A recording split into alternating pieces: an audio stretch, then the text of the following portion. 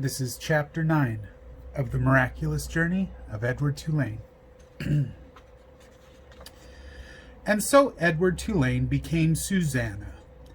Nellie sewed several outfits for him, a pink dress with ruffles for special occasions, a simple shift fashioned out of flowers-covered cloth for everyday use, and a long white gown made of cotton for Edward to sleep in. In addition, she remade his ears, stripping them of the few pieces of fur that remained and designing him a new pair. "Oh," she told him when she was done, "you look lovely." He was horrified at first. He was, after all, a boy rabbit. He did not want to be dressed as a girl, and the outfits, even the special occasion dress, were so simple, so plain. They lacked the elegance and artistry of his real clothes. But then Edward remembered lying on the ocean floor, the muck in his face, the stars so far away, and he said to himself, "What difference does it make, really? Wearing a dress won't hurt me." Besides, life in a little green house with the fisherman and his wife was sweet. Nellie loved to bake, and so she spent her day in the kitchen. She put Edward on the counter and leaned him up against the flour canister and arranged his dress around his knees. She bent his ears so that he could hear well. And then she set to work, kneading dough for bread and rolling out dough for cookies and pies.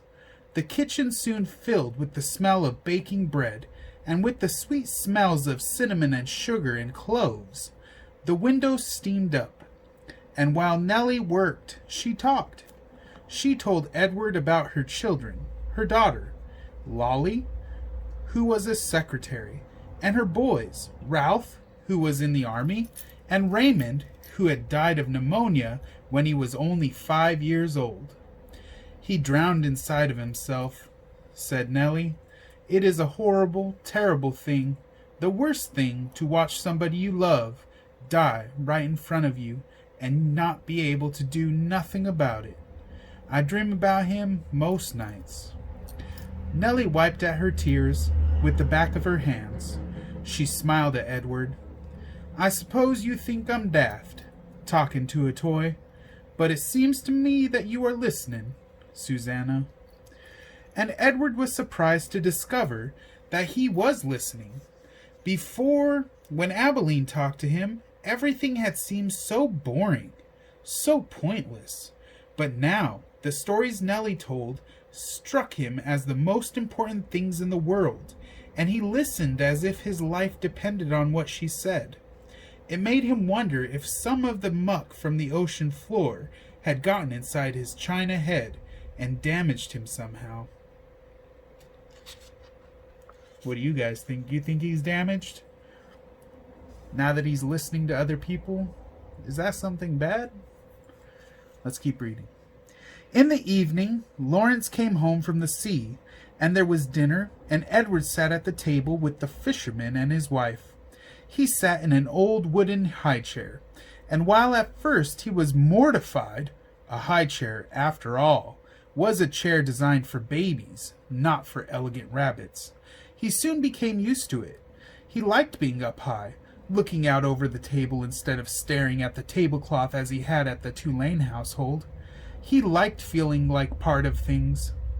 Every night after dinner, Lawrence said that he thought he would go out and get some fresh air, and that maybe Susanna would like to come with him. He placed Edward on his shoulder as he had that first night when he walked him through town, bringing him home to Nellie. They went outside, and Lawrence lit his pipe, and held Edward there on his shoulder. And if the night was clear, Lawrence said the names of the constellations one at a time. Andromeda, Pegasus, pointing at them with the stem of his pipe. Edward loved looking up at the stars, and he loved the sound of the constellation names. They were sweet in his ears. Sometimes, though, staring up at the night sky, Edward remembered Pellegrina. saw again her dark and glowing eyes, and a chill would go through him. Warthogs, he would think, witches. But Nellie, before she put him to bed each night, sang Edward a lullaby, a song about a mockingbird that did not sing, and a diamond ring that would not shine. And the sound of Nellie's voice soothed the rabbit, and he forgot about Pellegrina. Life for a very long time was sweet. And then Lawrence and Nellie's daughter came for a visit. So that's chapter 9. I hope you enjoyed it. I do want you to think about that, though. Edward mentions that, he feels like he's different. He feels like he's damaged. Do you think he's damaged? Go ahead and comment below if you'd like to. You guys have a good day.